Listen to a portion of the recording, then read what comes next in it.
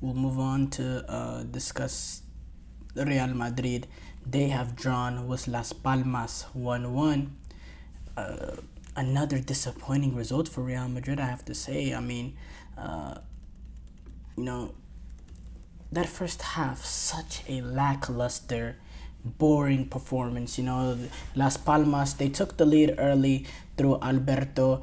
This game, by the way, was played at the Canaria in Las Palmas, just for context. But they took the lead early to Las Palmas did with Alberto Molero, and there was no response for Real Madrid in that first half. Lackluster, really hard game to watch, I have to say. Really, slow pace. There was no real efficiency in the way Real Madrid was going about it. No real energy. Just lackluster, and it just seemed like a bunch of players that were woken up like 30 minutes before game time, and they sort of had to salvage a performance. That's what it looked like in that first half. There was no runners. There was, you never thought Real Madrid were really threatening them whatsoever. And yeah, it was such lackluster first half, and it was really, really poor from Real Madrid, I have to say. Now, they eventually, in the second half, they do turn it up a bit and, create a little bit. Then they get very fortunate in the 69th minute or 67th minute or so, where they draw a penalty, which is, for Las Palmas is a very unlucky penalty. So the ball gets driven into Vinicius's pass. Vinicius sort of mishits it. I believe he's trying to go for the goal. He sort of mishits it right into the path of I believe I have no idea who that is actually. I think it was in the path of Brahim Diaz. No, into the path of Valverde. Valverde tries to get something on it, and it hits the sliding. Or is it Arde Güler? No, it's Arde Güler, and then it hits the Las Palmas player trying to slide it. Arde Güler himself sort of hits it, so the ball doesn't really go the area that the Las Palmas defender is expecting, and he's sort of slide tackling, trying to get for position, and it hits his backhand, and that's the sort of break that Real Madrid got to even get back into this game. But overall, and Vinicius Jr. puts the penalty away, which is actually interesting that Mbappe doesn't take the penalties. But overall, yeah, it was just another lackluster sort of bad performance from Real Madrid. Just no real runners, no real efficiency. They got the ball in areas that wasn't really dangerous. They didn't move the ball anywhere near fast enough. They moved the ball very, very slow. Very, very, very slowly. Mbappe, lackluster once again. Hasn't really been that sort of, Look, with Mbappe, the criticism is going to come now playing for Real Madrid. This ain't PSG anymore, where you sort of can escape for your whole league campaign, and the only time there's real attention on you is the Champions League.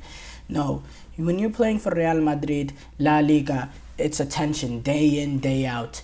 And let's be for real, let's be frank about it. Mbappe has not been good enough. He has not been lively in dangerous areas. He hasn't been using his pace to get in behind like he's shown in the past that he can do. He hasn't shown his qualities. In fact, there's been moments that he's just trying to do too much, and he's not playing within the rhythm of the game, and it's really hard to watch because he's been making some poor mistakes and hasn't been as clinical as we expect him to be. And look, if we want to look at it from big picture, Mbappe has not really been the same since that 2022 World Cup final. You want to look at big picture. Mbappe had a pretty poor season last season for his what's the word? For his expectation. And then the European Championship, he was abysmal. Yes, he was dealing with the broken nose injury, but still, in the European Championship, he was abysmal, nowhere near to be seen. And then now he started off this sort of campaign for Real Madrid, and you know what? It has not been good enough. And yes, his natural position is playing off the left-hand side, cutting in onto his right foot. But, when you're a top player playing, joining Real Madrid, you got to be able to adapt. And, what he's produced in terms of him as a number 9 for Real Madrid so far has not been good enough. And the expectations is going to continue to grow. The pressure is going to continue to grow. And it's up for Real Madrid to show that it's up for Mbappe to show that he has the bottle to stand up, Because look, some Real Madrid signings in the past have gotten some real criticism after not starting off on the right foot. And, Mbappe, if he starts getting those sort of Galactico criticism, it's going to be, I don't know how he will respond. It'll be interesting to see how he responds. I'm not saying he has a weak mentality or anything like that, but so far, it just seemed like the pressure is getting a little bit to him, and he's not playing a sort of free-flowing football. And you know what? You could say it's probably not Real Madrid at the end of the day. Again, I'll say this again. He did not have a good season by his standards last season. He was not good enough last season. In PSG, he showed up in certain individual moments, but overall as a collective, he was sort of a no-show for PSG last season, not really playing to his sort of potential. Against Borussia Dortmund in the semifinal, he was, as I say, a no-show. He was a no-show for them.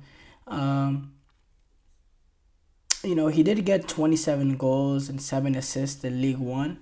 But overall, in the critical moments, for me, he's been disappointing, and I like to see Mbappe sort of turn this around at Real Madrid. Because now, look, Real Madrid, they find themselves in a tricky position. They have already dropped points in 2 games.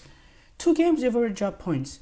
And I was criticizing Atletico Madrid yesterday. If you want to compete with Real Madrid and Barcelona, you need to take advantage of the games that you're supposed to win. Well, again, Real Madrid so far, they've had 2 away games that they're supposed to win, Mallorca and Las Palmas, and they drew both games 1-1.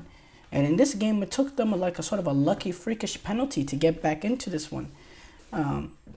And in both games, in my opinion, it's been the same issues. No real lack of energy, no runners in behind, nobody committing. You don't see those clever midfield runs.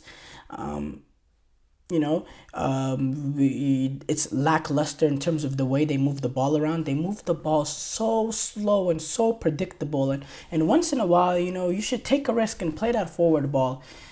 It seems like nobody is willing to sort of play that forward ball. Toni Kroos was a magician at sort of composing the game and once in a while hitting those balls in between the lines to spring an attack. They don't have that player right now. Luka Modric, he came into the 11 today, and quite frankly, he couldn't get anything going. He was pretty, in my opinion, he was pretty poor. Brahim Diaz, he started off the right-hand side, and yes, it gives you a little bit of balance in the fact that you have a natural left footer in there, as opposed to Rodrigo. But overall, they didn't make Real Madrid's attack look any more fluid. They still look lackluster. The service was still off. I thought defensively, Real Madrid, they've been pretty solid as expected with having Rudiger, Militao, Courtois as your sort of triangle in the back. That's a really, really strong triangle. And they did concede that goal early. But yeah, overall with Real Madrid, I think it's the sort of same issues that you have from Mallorca. Speaking of that goal that they conceded early, I do think it was a sort of a lack of concentration in that back line. I'm not saying this is, something that we should expect.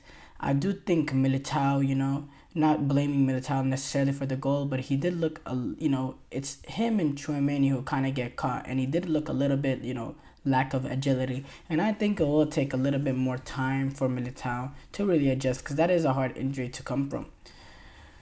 Yeah, obviously a disappointing result for Real Madrid. My biggest takeaway here, though, is, Kylian Mbappe. He needs to figure this out for Real Madrid.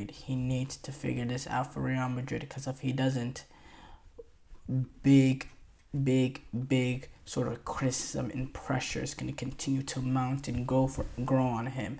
And right now, what he needs to do is try to smooth everything, over, so there's those criticisms don't come.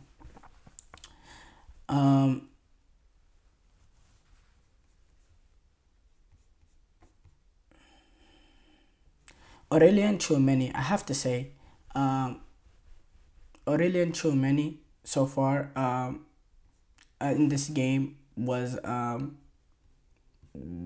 not was not great enough. It was not good. Uh, he struggled since the start of the season. So he's someone that needs to pick up an issue. And then also another thing was Vinicius being the first choice penalty taker.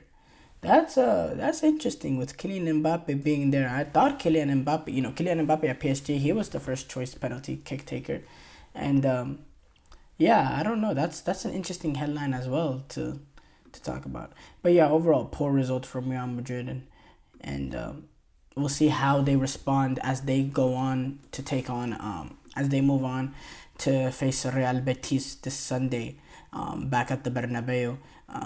In which they've had so far, they had their only win this season at the Bernabeu, so maybe that change of environment will help them.